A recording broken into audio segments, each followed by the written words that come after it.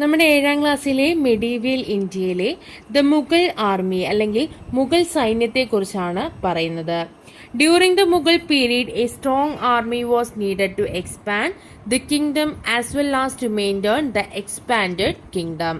അപ്പം മുഗൾ ഭരണകാലത്ത് നമുക്കറിയാം രാജ്യങ്ങൾ വിപുലീകരിക്കും. അങ്ങനെ എക്സ്പാൻഡ് ചെയ്ത അല്ലെങ്കിൽ വിപുലീകരിക്കപ്പെട്ട രാജ്യങ്ങൾ നിലനിർത്തി പോകാൻ അല്ലെങ്കിൽ മെയിൻറ്റെയിൻ ചെയ്ത് പോകാനായിട്ടും ഒരു ശക്തമായിട്ടുള്ള സൈന്യം ആവശ്യമാണ്.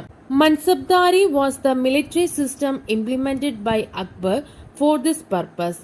അപ്പം മൻസബ്ദാരി എന്ന് പറയുന്നത് ഈ ഒരു പർപ്പസിന് വേണ്ടി അക്ബർ മുന്നോട്ട് വെച്ച മിലിറ്ററി സിസ്റ്റം അല്ലെങ്കിൽ സൈനിക സമ്പ്രദായമാണ് mansabdari.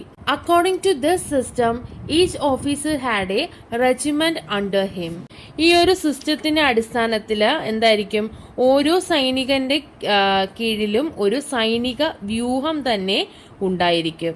The title Mansab refers to the number of cavalry each officer is required to maintain.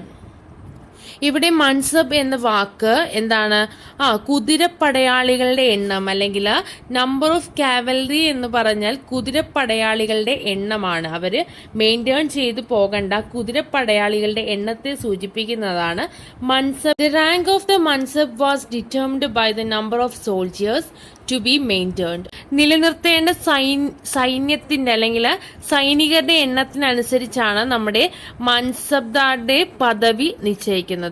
അവരുടെ എണ്ണം അനുസരിച്ചായിരിക്കും അദ്ദേഹത്തിന്റെ റാങ്ക് അല്ലെങ്കിൽ പദവി നിശ്ചയിക്കുന്നത്. This system was implemented as an alternative to maintain army paying directly from the state exchequer. സർക്കാരിന്റെ ഖജനാവിൽ നിന്ന് നേരിട്ട് പണം നൽകി സൈന്യത്തെ നിലനിർത്തുന്നതിന് പകരമായിട്ടാണ് ഈ ഒരു സംവിധാനം മുന്നോട്ട് വന്നത്. Mansabdars were allotted land according to their rank.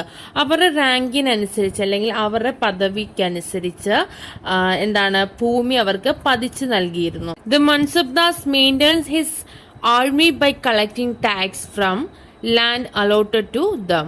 ഈ മൻസബ്ദാറിന് പതിച്ചു നൽകിയിട്ടുള്ള ആ ഒരു ഭൂമിയിലെ ടാക്സ് അല്ലെങ്കിൽ നികുതി പിരിച്ചെടുത്തിട്ടാണ് മൻസബ്ദാർ അവരുടെ സൈന്യത്തെ നിലനിർത്തിയിരുന്നത്.